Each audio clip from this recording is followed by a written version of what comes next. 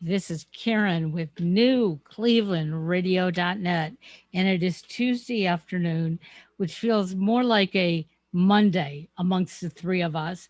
We've just been discussing that, people are just acting a little weird. So if we act weird today, please, laugh at us because we're all about entertainment. So it's now time for What What in in the the World world? with Oh, oh, I didn't go to rehearsal. I stepped on Karen's line. We'll Yeah. fix that in post, as they say in the biz. Hi, everybody. It is What in the World. I'm Paul Sieber, and that's Karen Hale, my producer, who's going to fire me after the show is No, no, over. no, I can't afford it. That's the truth. Um, and our good buddy down below there, John DiNallo. I see somewhere on your screen. Hi, John.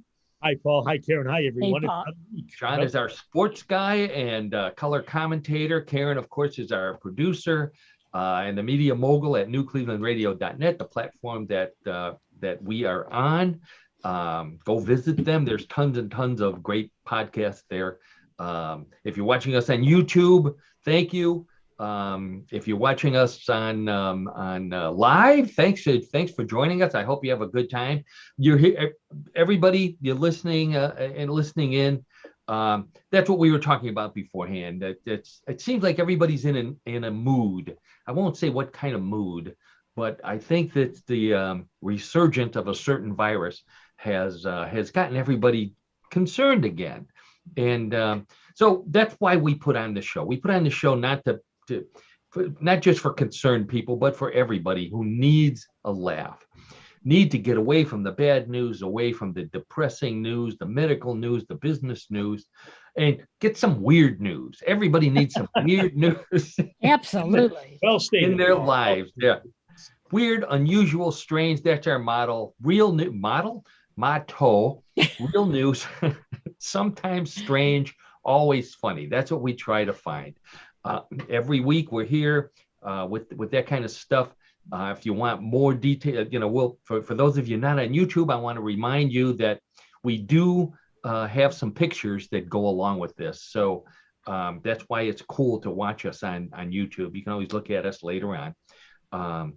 You can look at mysteriousuniverse.org, which is my website. I'm the editor and head writer. I have many of the stories there and pictures. You can look there as well. But here is where we have the most fun. So we're glad you're here, and let's get right to it and get you out of that funky mood with no, maybe not. Okay, so we're gonna go to Taiwan. Remember, that's the name of the show is What in the World. So we go around the world, around the universe, as a matter of fact. Ghost scaring office workers in Taiwan. My sister saw that one and said, that's a good reason not to go to work. And that's what we're going to talk about. A lady who says there's an alien base, that's extraterrestrial aliens, in the Mojave Desert. And she plans to take an astronaut and reporters and politicians and anybody else who wants to go there to meet the aliens. So we'll be talking about her. Yeah, really. In the same yet different vein, I've got a billionaire who wants to make beer from space. Sounds like a good business. Maybe we should get into it. Beer in space or from space? Beer from space. I'm sorry, beer from space. Yeah. Wow. If you're planning to go to France, we're gonna take you to a beach where there's bully bulls on the beach. That's not a tongue twister. That's real life. John, this is for you. I found a fish that's smarter than you. Hey, I got to watch how that goes. Okay. All right. Yeah. And along animal lines, got a couple of animal stories. A spotted zebra in Kenya. If you're looking for something really cool, this is one of them. And then everybody knows my favorite monster is the Loch Ness monster. Well, some guy is disparaging the Loch Ness monster because of a bad experience he had on his trip. So we're going to talk about him and pick on him because I love the Loch Ness monster. But let's get right to it. I made a promise to John that we're going to have I had at least one musical reference for him. And this is it. We're going to start right off. This is you can looking at us, or maybe by listening to us, that we're all of a certain age, in the baby boomer range. And we're very nostalgic about that period. And that's why people say to us, okay, boomer, all the time. And, we don't care. We're going to talk about it anyway. Absolutely. So this is for people who are interested, who may be in that group, or at least want to know why we're so screwed up. And I mean baby boomers. So the hot new fashion trend this year coming out of fashion shows in Europe, right out of the 1960s, baggy flared pants. Now, John, I know you remember those. Did you ever wear those, by the way, while I bring a picture up here? I'm going to say no. I'm going to have to say no, Paul. I don't think so. John, Bell bottoms. Oh, I've John and I have known each other since we were in college, and I don't particularly remember John wearing them. I know I used to wear them. I had a pair of striped ones and plaid and jeans and you name it. The look is slightly different in the 2020s here. I have a picture of a gentleman with long hair wearing these, they call them baggy flared pants. They ride low, they fit tight until they get wide from like the knee down to your feet, and then they're wide. They aren't fitting him very well anywhere. That was my first thought. Actually, no, my first thought was the only way I'm going to get into these pants is if they have baggy flared waistlines, because that's way too tight for me to get my butt into. Oh, you're no kidding. Yeah. Sure. But this is actually from Christian Dior. Let's see if I got another one here. Yeah, there we go. Look at this guy. Now those look a little better. His still are dragging on the ground, which is not a good thing for flared pants. The Christian Dior, Louis Vuitton is also coming out with a line of these baggy bell-bottom jeans. The U.S. Navy still occasionally has them.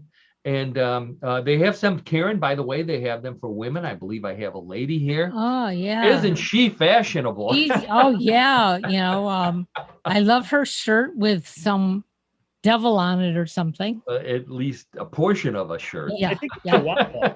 Darren, I think it might be a Chihuahua. That's a chupacabra, if I'm not mistaken, Karen.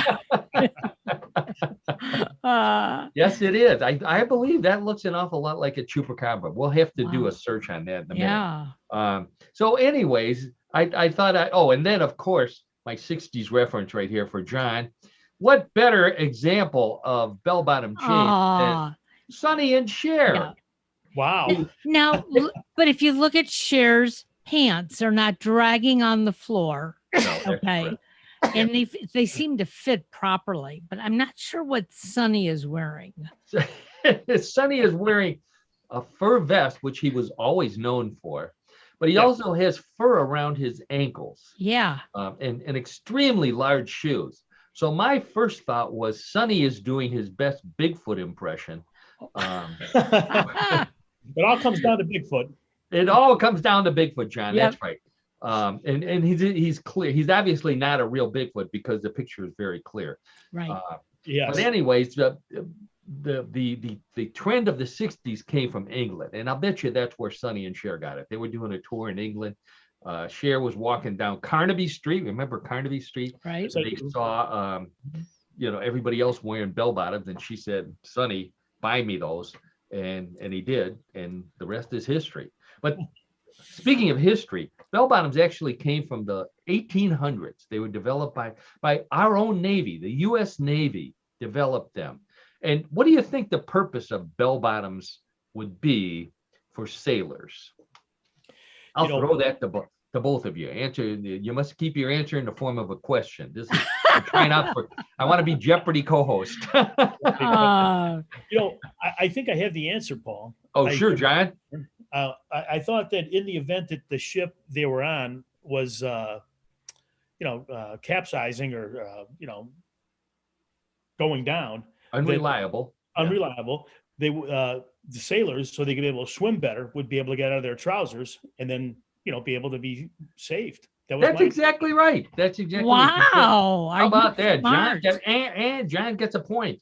The they were for ease of removal, so to Right. speak. Interesting. I believe the sailors also used that benefit when they went to port Oh, and yeah. R&R.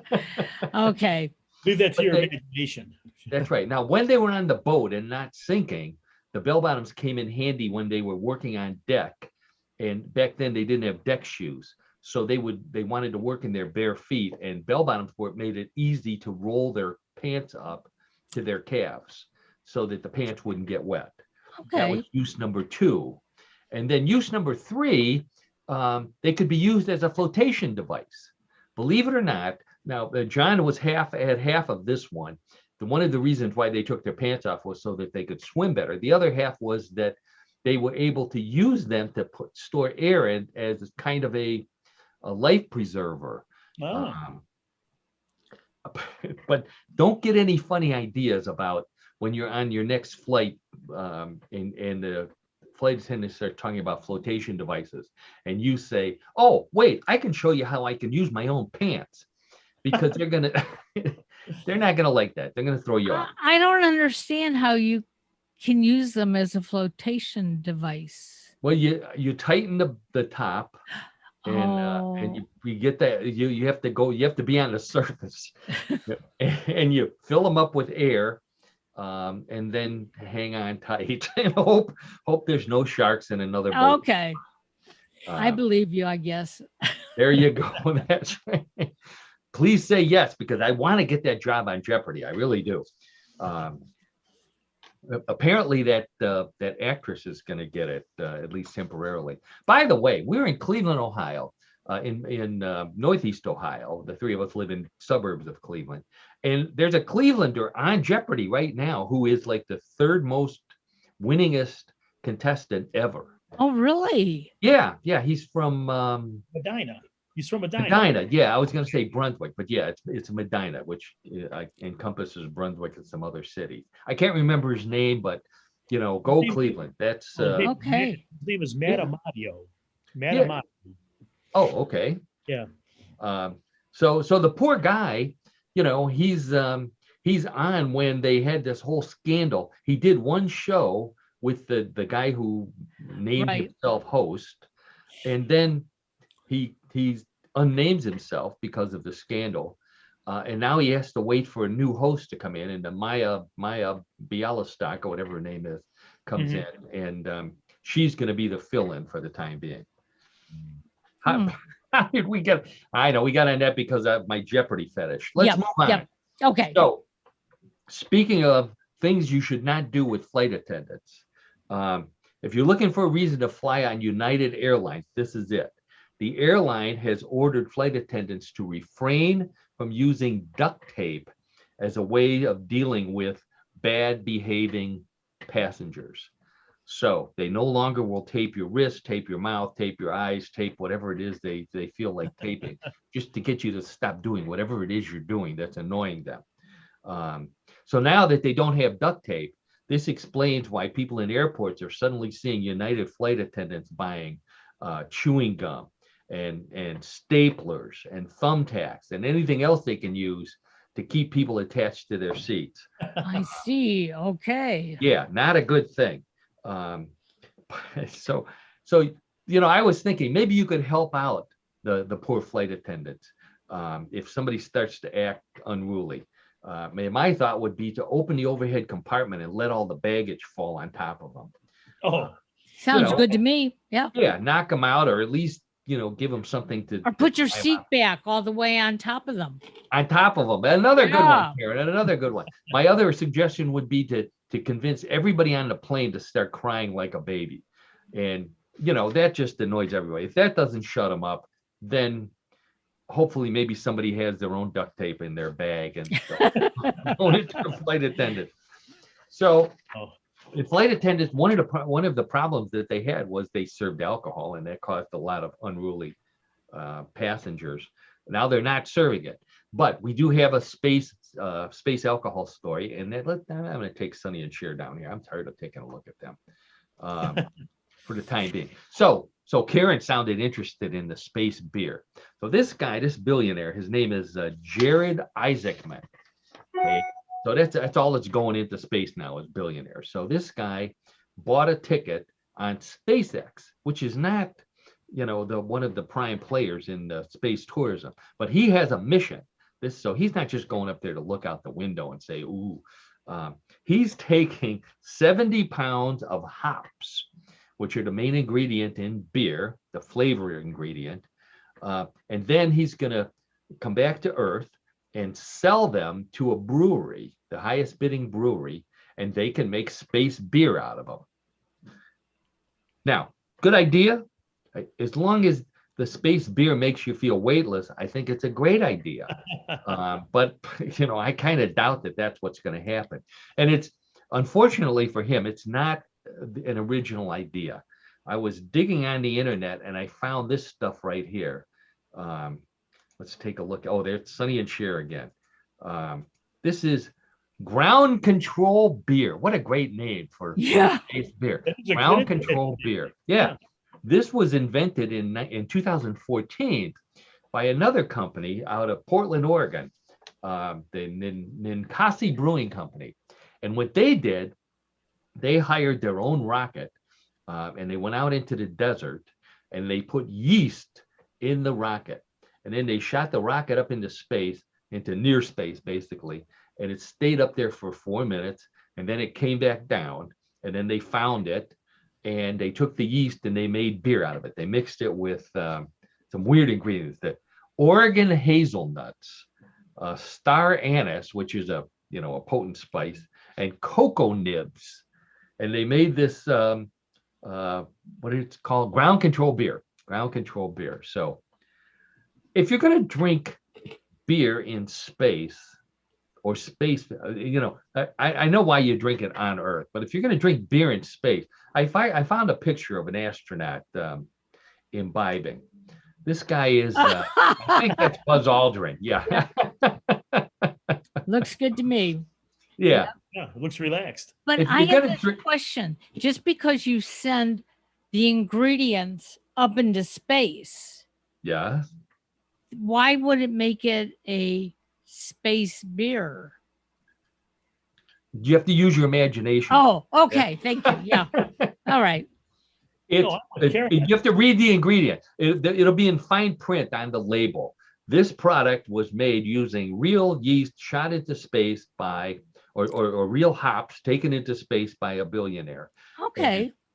And, that sort of thing. So for beer, people will believe anything.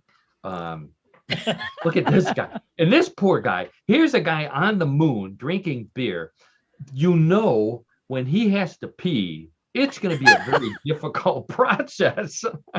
And he's got his feet up on a cooler. How did he get the cooler up there is my question. Yeah. There's a will, there's a way, I'm sure. Boy, and when it comes to beer, there's always a will, John, right? Exactly. That's where I was going with that, Paul. That's where I was going with that. There you go. Okay, so I was talking about the bullies. That's hard to say. This story comes from France, from the French island of Corsica.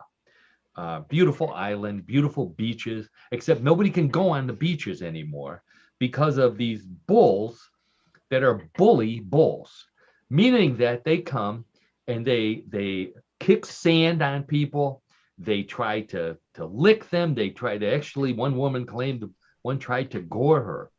And yeah, what happened is farmers, during the boom of the prior to the pandemic, were getting funding to expand their farms. So a bunch of them expanded their cattle ranches and bought more cattle. And then when the pandemic hit and the market went away, they're stuck with these bulls. So instead of doing the right thing, they let them go. Wow. Maybe they'll find some hay someplace. So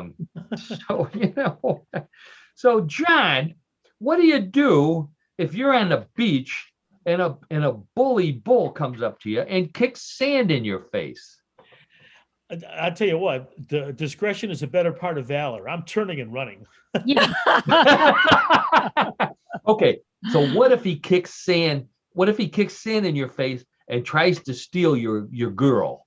Then what do you do? Well, I have to stand up on that one. I don't know. I'm going to have to try to contend with them, I guess. I don't know. How do I Well, contend? John, you're of a certain age, so you'll remember this. You call, if this were the 50s, you would send 25 cents in the mail to Charles Angus, and Charles Angus would teach you how to fight off bully bulls.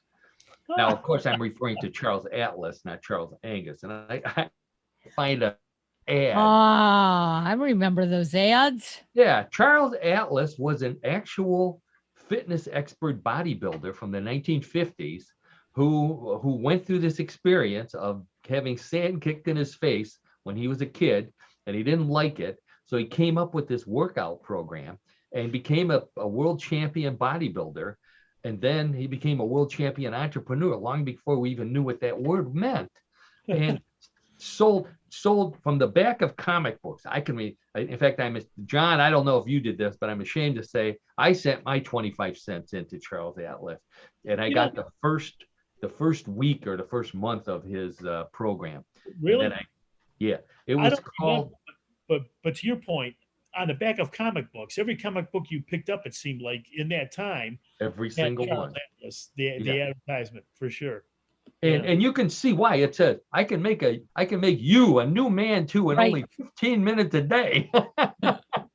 Who wouldn't want to be a new man if everybody listening, even the women? For 15 minutes, I'd try anything for 15 minutes.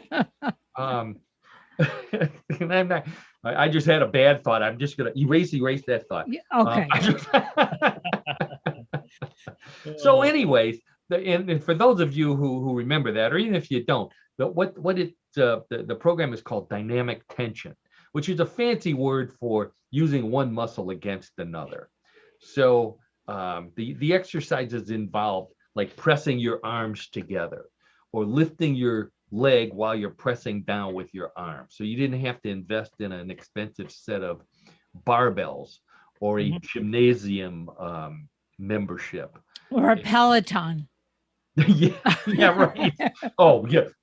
There was nothing in the 50s to compare to the Peloton. There's nothing, absolutely thousands of dollars for a bike. I know what my father would have said. Yes. Oh, I bought you that bike out there. You just ride that bike. I spent $10 on that bike. You want to get exercise? Stick your baseball cards in the spoke and make it pedal harder. Oh, bring back those memories, Paul. Absolutely. I'm sorry about that, John. So anyway, that's how you handle bully bulls in France. So you should check to see if they're still there in a couple of weeks. See if they're still there. On the beach. I will do that, John. We'll do an update on the bully bulls. It's a good idea. Yes. Yeah. Well, in lieu of making a road trip to see them in person, Karen, keeper of the budget. But I got a better place we're gonna go. Okay. So this one comes from my favorite monster, the Loch Ness Monster in Loch Ness, Scotland. And so this goofy guy from Grimsby, England, maybe Scotland, I don't know, but it's Grimsby, United Kingdom. That covers everything. He gave the Loch Ness a 1-star rating on TripAdvisor. And you know why? Let me read the letter that he said. He says, my wife and 2 kids waited around for hours. Viewpoints were crowded and dirty, and the weather was terrible. One moment sunshine, one moment rain. It was hard to keep up. I thought the whole experience was horrendous. I wish I hadn't bothered. It's just a tourist trap, and not sure why they would advertise the Loch Ness Monster when it's all a lie. He also pointed out that he didn't see it. So that was a big disappointment. That description sounds like every vacation every kid ever went on with their parents. Weather bad, nobody sees anything. It's not what you wanted. So I don't. I wish I could contact this guy personally and tell him that the Loch Ness Monster feels the same about you as you do about him. So now, John, I've got a sports story for you. This is actually a sports and religion story, a twofer. a twofer. Okay. In fact, a Catholic story. So that's a 2.5-er from Pope Francis. So I didn't know this, but Pope Francis is a big soccer fan, and he doesn't get to do much kicking anymore, but he can still play. He can still play, courtesy of a team that gave him one of these, and we talked about these on our show before. Let's see, there you go. We'll get rid of Charles Atlas there and show the Pope. There's the pontiff playing foosball with a huge audience. Yeah. Yeah, he must And be good with all- photographers. Yeah. He knows that Wow. he gets to throw the ball in and everything. So apparently this team heard that he was a soccer fan, so they came all the way to Vatican City, and they brought him a really nice foosball game that I'm sure he and the Cardinals play every night after nightly prayers or whatever it is they do, and compete. So, but nobody wants to play against the Pope, because if you cheat, he likes to point it out to you, but he won't start the game over again until he hears your confession. Because he doesn't like cheating. So, would you play foosball against the Pope, John? I'd feel. I would be honored. I'd be honored to play against the Pope. Sure. Yeah, really. I'd be intimidated. You'd be honored, huh? I'd be honored. Yeah, absolutely. Sure. How do I do this? How can you make this happen? I don't know. So I wondered if he ever did play soccer or football, as they call it everywhere else in the world except the United States. And his real name is, before he became Pope Francis, was George Mario Bergoglio. So little George never played football. He went to school, but he was not a jock. But he was a lifelong supporter of San Lorenzo de Almagro, the football club, which is one of the top teams in Buenos Aires, which is where he was from, in Argentina. And while I'm reading through what he was a fan of, he was also a fan of tango dancing. Now, I think that's what I'd like to see. I'd like to see the Pope dance tango. I think find a nun who knows how to do it. Oh my gosh. Do a little tango in those black shoes. Of course, he'll have his red shoes of a fisherman on. I think that would be a cool thing to see. But he actually had normal jobs before he became a priest. He went to school to study chemistry. He wanted to be a chemical lab technician, and he actually got a job as a chemical technician. But before that, he worked as a bar bouncer and a janitor sweeping floors. Really? Yeah. Now that's something I'd like.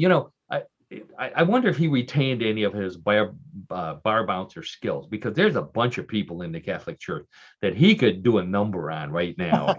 Nobody would miss them. Just toss them right out the door. So hear their confession first, then toss them out the door. Right. Deal out their justice. Right? Yeah. So now, none of us, for those of you who can't see us, none of us need plastic surgery. But this is a plastic surgery story anyways. And this is another twofer. This is a story about plastic surgery and aliens. So medical experts around the world are warning people to avoid a clinic in London, because this clinic is giving women, at their request, vertical lips, protruding cheekbones, and abnormally high winged eyebrows. That's a technical term, so that they can look like, get ready, extraterrestrials. No. Yes. Here you go. They call it alienization. So I've got a picture up here. You can see she looks like she's raising her, like I think a quizzical raising of the eyebrow. That's a permanent feature right there. Wow. It looks like she may have even given herself more almond-looking eyes, like the gray aliens that we like to talk about. And the lips are weird. They kind of made the lips higher, narrower. And this is they claim is the big alien look that the girls in London, I guess, are looking for. Why would you do this, Karen? I wouldn't do that. Oh Why my would God. any woman do this? I mean, it looks like she's just so full of Botox that I'm surprised she didn't die from it. Oh, no kidding. Yeah, well, that's one of the concerns. Other than my concern, which is, look, you go walking around looking like that. First thing that's going to happen is you're going to get abducted, either by aliens or by some really horny men in black. That's not the look you want to be walking around in No. these days. Uh-uh. And if you're going to pick an alien to look like, don't look like this. Look like this alien right here. 7 of 9 from Star Trek. Now, Ah, there you go. Now you have to do the 7 of 9 after she left the Borg. And this is a nice picture of the wonderful actress Jerry Ryan as 7 of 9. On the left is her when she was a Borg, and nobody wants to look like that. I'm surprised she wanted to look like that. But fortunately, she was able to, somebody I think kidnapped her from the Borg, and they turned her into the lovely lady to the right. And then now she's on another Star Trek show, and she got to let her hair down, and looks almost, real a lot more normal than those other women. yes. That way. I agree. But yeah, as opposed to Klingon women, which nobody wants to look like Geez. Klingon Oh, women. no. It's not a good look. Not a good look at all. I agree, John. I agree. Now, here's a good look for you. This comes from Kenya.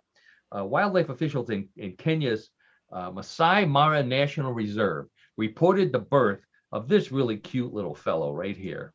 Oh, not him.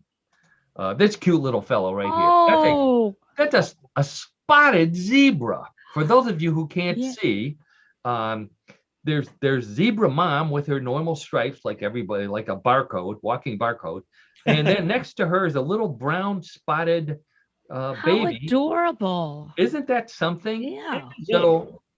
So luckily for this zebra, it was born in a reserve, because it has obviously a skin deficiency that caused the genetic deficiency that caused that. And in the wild, they would be very susceptible to predators like lions and goofy humans that want to put somebody like that in a zoo.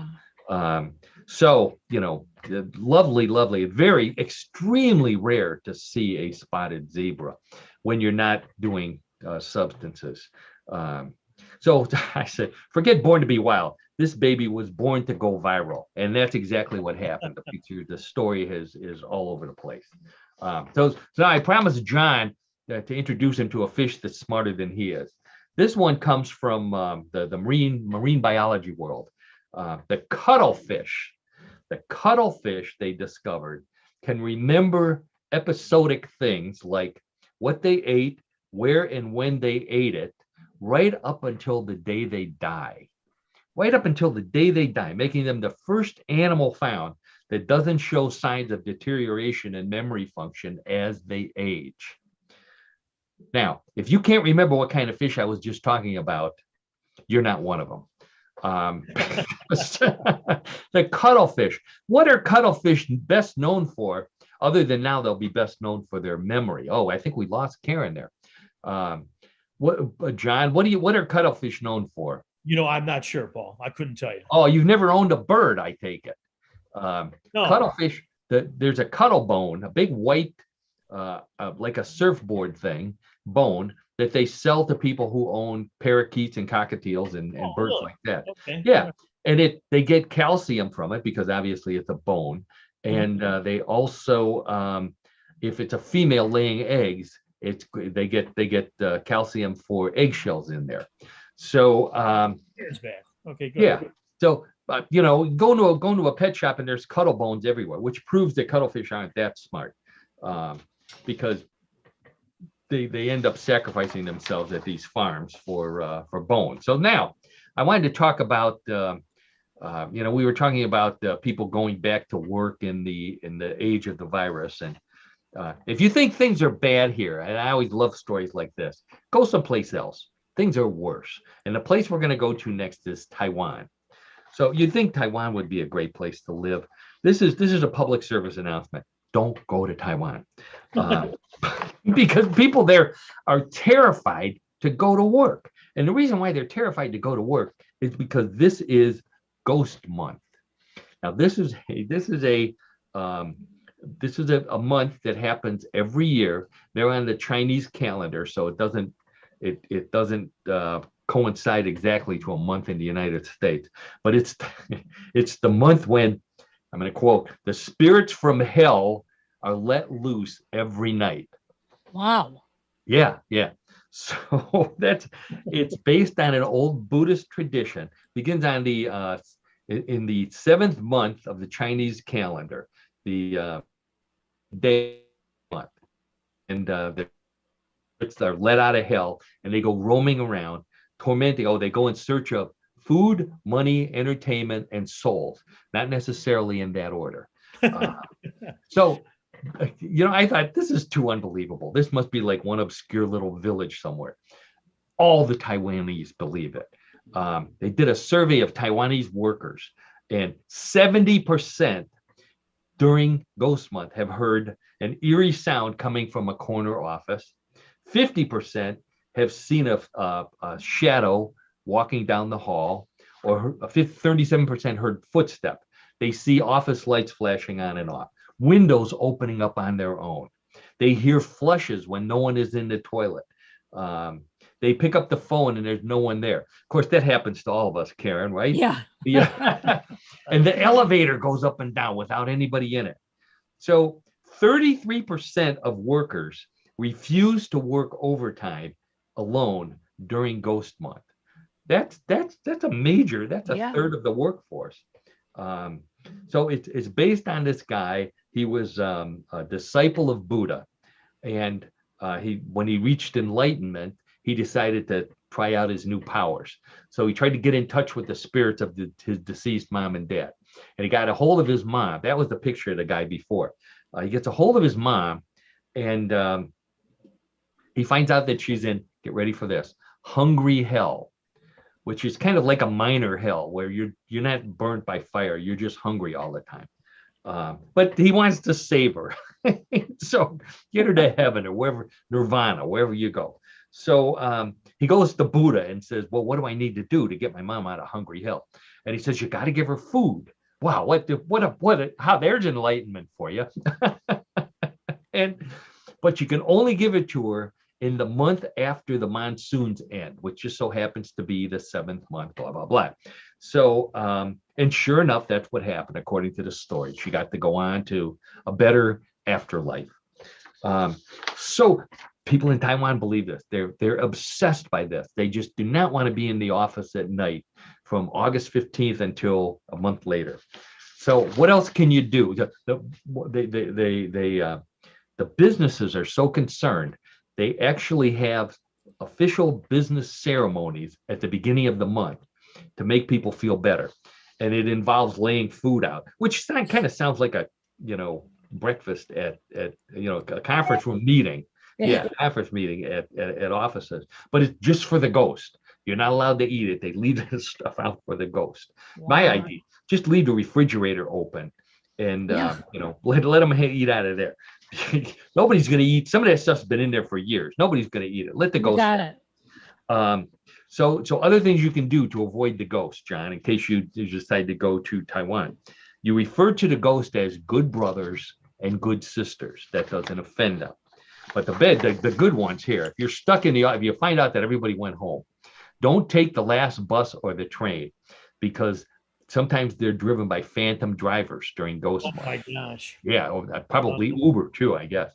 Don't pat a person on the shoulder, because during Ghost Month, you're protected by invisible flames coming out of your shoulder. And if you pat somebody on the shoulder, you put the fire out. So you're not supposed to do that. Don't take photos. Ghosts don't like photos, and they'll pop up in them. Don't take a mirror in an elevator. Double whammy, because it goes up and down. The ghost is there, and they love mirrors, so they'll do something to get the mirror away from you. Don't hang wind chimes. They sound like the ringing of the soul, they say, and it attracts ghosts. Don't pick coins up off the street, because other people left the coins there instead of food for the ghosts that, if the ghosts aren't interested in food, they're also interested in money. So people they'll leave coins on the ground so that the ghosts don't follow them home. That's the big thing. Don't follow them home. Don't walk near walls because the ghosts are hot. They like to be in the shade. Oh yeah. Oh, they really thought this through, Karen. And this is my favorite. Don't go in the water. If you go to the beach, don't go in the water. Evil spirits will try to drown you, especially evil spirits of people who died by drowning and got sent to hungry hell or whatever the bad place is, because they believe that the spirits will try to drown you and then take your place. Oh boy. That's what I said, John. So wouldn't it be better just to shut the office down for a month instead of going through all this rigmarole and leaving food out? And yeah, if all these things are happening, well, then that would make sense to shut it down. Sure. Well, if that's and they believe it, John, 70% believe it. So is this a recent phenomenon, do you know, or has this always been the Taiwanese believe? It's a Buddhist tradition. So it's actually a Southeast Asian. Uh-huh. I found that they call it something different in Laos and Vietnam, and yeah, we could really get deeply into this, which I don't want to do. Okay. But the other thing is that the ghosts get released from hell at sunset, and so that's why they're afraid to work work overtime at night, because you're there obviously after sunset. So one benefit, they said, is that because nobody's at the beach because they're afraid of ghosts, it's a good place if you're a tourist. Just don't dip your toes into the water. Just stay on the sand, sun yourself, bring money, bring food, keep the ghosts away. So I said, you thought your job was hell. This sounds like it's worse. This has spirits from hell throughout your office. Wow. I don't. I've had bosses that were hell, but nothing like that. So that's it's at a higher level that way, right? Yeah. Exactly. I'm just watching our time here. I had, people have been talking about celebrities are coming out talking about how the fact that they don't take baths anymore. Have you heard that? Yes. That's disgusting. Wow. Yeah, it's disgusting. I have a list of them here. Ashton Kutcher, I suppose that's the way, and his wife, Mila Kunis, Dax Shepard and his wife, Kristen Bell. Now, you notice a trend here. It's couples.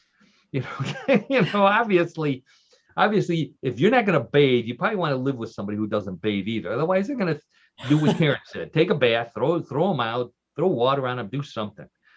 Brad Pitt, Johnny Depp. Now, Johnny Depp, I could understand. He looks like somebody who hasn't bathed in decades.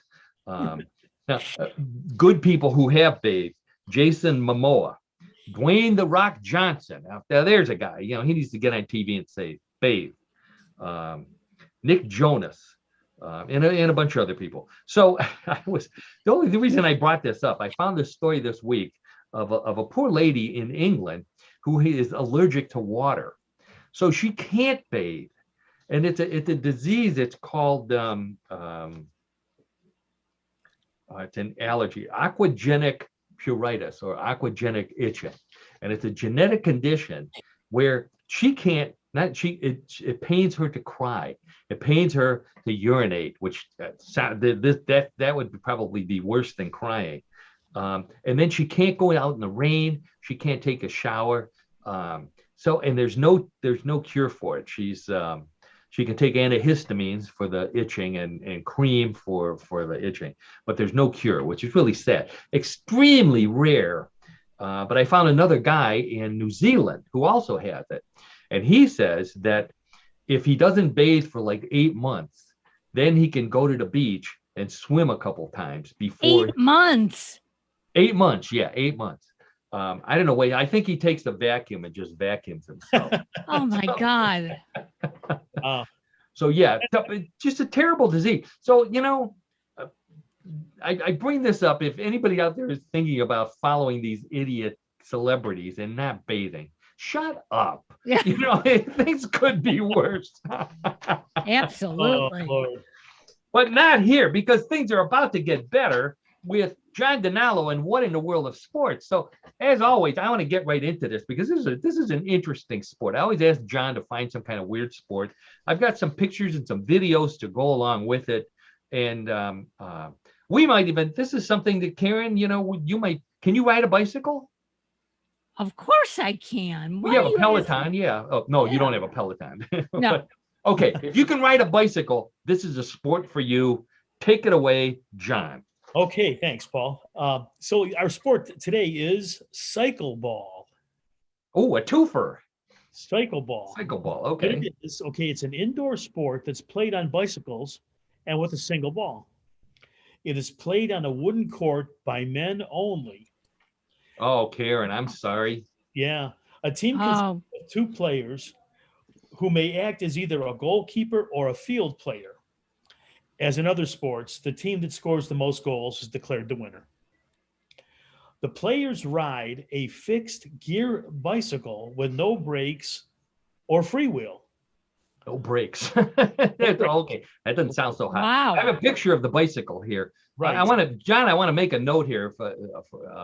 The seat seems awfully far back. Yeah, it does. It's really it's a weird configuration, obviously. Yes, it is. Not Yeah, what we're used to, that's for sure. not comfortable, and no brakes. I think that's a scarier part. Go Yeah. on. Well, so as the sport is played, the ball is controlled by the bike and only the head of the contestants, except when the contestants are defending the goal, because then you can use your hands. Okay, there you go. So for those of you watching us on YouTube, here's a picture of a couple of guys playing it, and yeah, the handlebars stick way up in the air Mhm. so that they can swivel them to whack the ball. Right. That's how That's a technical term. Whack Right. the ball. Right.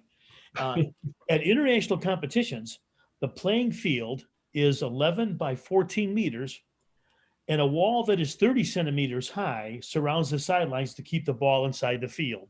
So that's the dimensions of the court. So there you go. International competition. That means it's legitimate. Yes, it is. Yes, it is.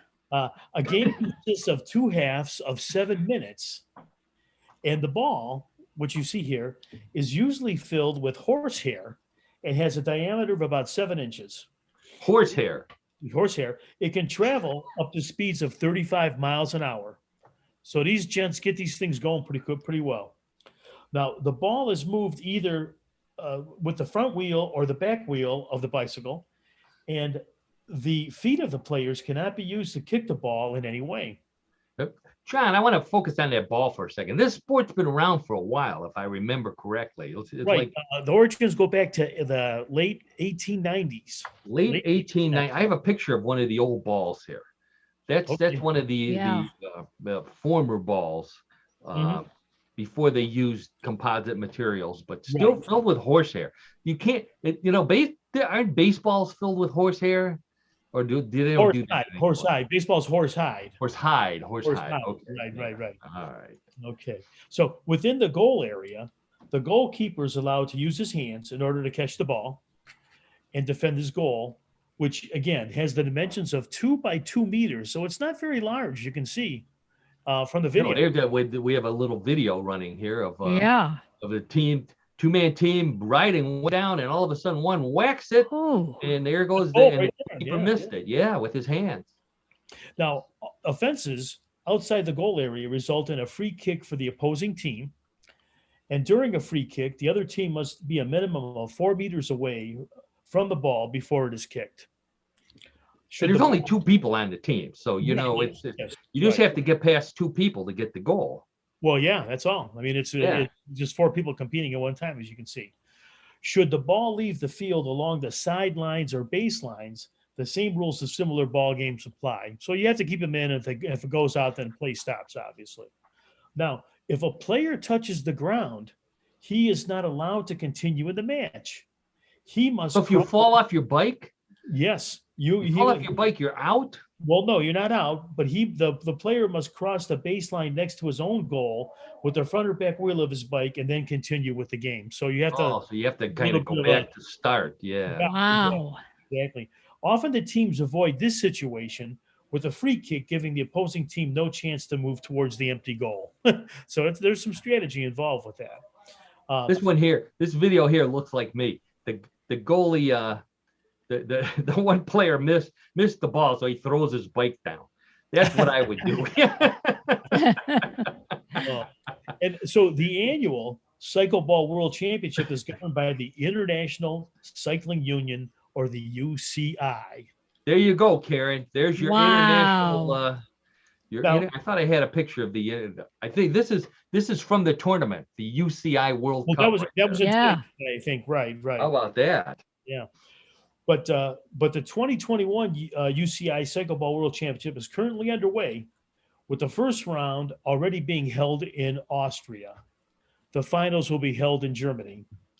20 teams from France, Austria, Germany, Switzerland, and the Czech Republic are competing, including the 2017 UCI World Champs from Germany, the 2015 UCI World Champs bronze medal team from France. So it's just, obviously a heavy concentration of European countries where this sport is being played. Interesting. Yeah. Now, the Europeans are puzzled while cycle ball hasn't caught on in the US. Perhaps riders here are intimidated by their slogan.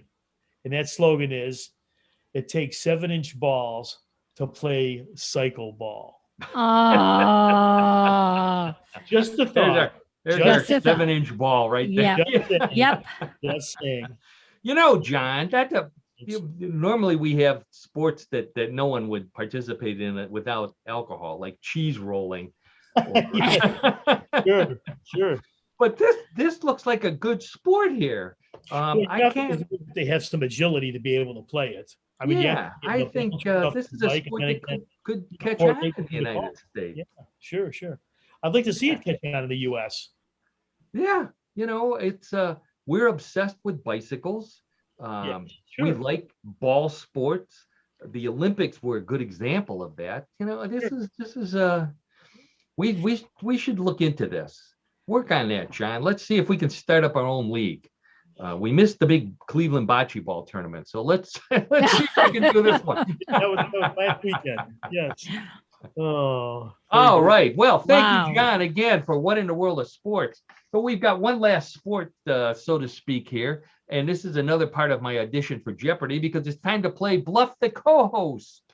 Listen to that applause. All right. Everybody's favorite weird news game where every week I have 3 stories very similar to the ones we've been talking about all afternoon, with the added twist that some of them are real, some of them may be real, some of them may be bluffs. Could be all, could be some, could be none. It's up to John and Karen and you playing at home to determine which is which. So let's get right to it with hands on the buzzer. Okay. Place your bet. Story number 1.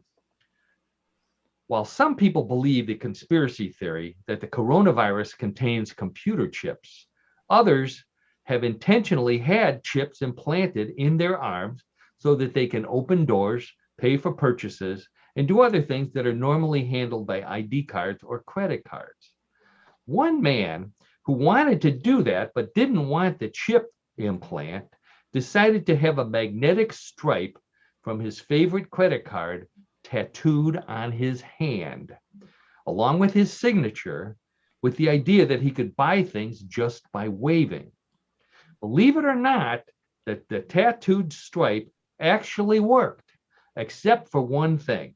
He forgot that his hand is too fat for the stripe readers. His new idea now is to grow one fingernail long enough for the magnetic stripe to fit on, and then run that through a reader. His wife thinks he should just carry cash. So the man who had a magnetic stripe tattooed to his arm for the purpose of, to his hand, for the purpose of being able to wave and buy things. Karen, what do you think? Real or bluff? There are people who are probably weird enough to try it, but I'm going to say bluff. Karen says it's a bluff. Okay. John, how about you? Paul, I was going along with it until we got to the point about the fingernail. So I don't think that's possible. He was going along with it up until the fingernail. Can't imagine a fingernail, but tattooing a magnetic stripe on your arm, no problem. Let's see what the judges. So let's see. So we have 2 bluffs, right? Judges say both of you are right. That was Hooray. as Karen would say, thank God. Yes. Sure. Okay, so the score's tied 1-1. Let's get right to story number 2. Here's a great opening line. The next time you go in for a colonoscopy, make sure you ask the doctor to check your intestines for bugs. No, not the normal internal kind, but actual bugs from the great outdoors. A man went in for a routine pipe cleaning, and one of the non-polyp things his doctor found was a ladybug living in his intestine. Medical experts think he swallowed it right before downing a gallon of that prep fluid everybody hates, and it got washed out of his stomach before it could be digested. How it managed to cling to his intestinal wall is anybody's guess, but like all things in your colon, it eventually got eliminated. So, the man who went for his colonoscopy and the doctor found a ladybug in his intestine. John, I know that's never happened to you. I'm not even going to ask, but what do you think? Real or bluff? Well, this is a tough one. This is it could go either way, but I'm going to say it's true. I'm going to say it's true. I know you're going to be telling that to your doctor when you go in for the next one. Okay, John says it's true. Karen, how about you? No, I'm going to say it's false. Karen says it's a bluff. I'm not even going to elaborate on that as to why you do. Karen says it's a bluff. John says it's real. Let's check with the judges. Oh, John, way to go. That's a real story. And you can tell that to your doctor next time you go in. So can you, Karen. Yeah, I could. Yeah. Look for ladybugs, crickets, flies. Yeah. Okay, so John's ahead 2-1. Let's go right to story number 3. Remember, points are doubled. So Karen, you still have a chance to zoom into the lead with story number 3. Here we go. Even if you've never done yoga, you've probably heard of the downward dog pose. A yoga instructor in California who likes to hold her classes on the beach has invented her own variation of the pose called the downward good doggy after getting tired of her classes being interrupted by stray dogs on the beach. She started bringing tennis balls to class and giving one to each student. At the start of a regular downward dog, each student puts the ball against one foot. When a dog shows up, they thrust the foot skyward, launching the balls into the air while also stretching their calf muscle. While the dog chases the ball, the students move to another position. The instructor is hoping to copyright the idea and market a line of special downward good doggy balls to yoga-loving dog owners and dog-loving yoga students. So, the yoga teacher who teaches classes on the beach and has invented a new position called the downward good doggy to keep dogs from bugging her students. Karen, what do you think? Real or bluff? Oh, wow. You know what? I'm probably going to lose, but I'm going to say bluff. You can't imagine this? Karen says it's a bluff. Okay. John, how about you? I think it's real. I think in California anything's possible. And, that is true. Especially from yoga instructor. So I'm going to say it's a real story. So anything is possible in California is John's motto. Karen says it's a bluff. So let's see if what the judges say.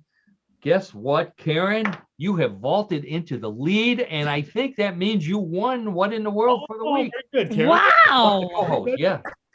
Sorry, Hey. John. That's okay. Better luck next time. Yeah. Yep. Whoa, there's a smattering of applause there. Karen's fine performance in Bluff the Co-host. Oh, All right. what Well, can I say? John will be working. John will be frustrated all week until he wins next week. So I'll be Well, working with the net on this to yeah. good. with ideas. All right. Well, John, until then, keep studying, and we'll see you next week. Thank you to everybody who's tuned in to What in the World, either live or if you're listening to us in the future, watching us on YouTube. Thank you so much. Go visit newclevelandradio.net, where there's a ton of great podcasts for everything that you might be interested in. Don't be in a mood. Listen to a podcast. That's our new motto. What in the world first? How about that, Karen? You can have that one. Thank you. But listen to What in the World first, and come back next week. We'll be here. Have a great day, everybody. Have a good Bye-bye. week, everyone. Take care.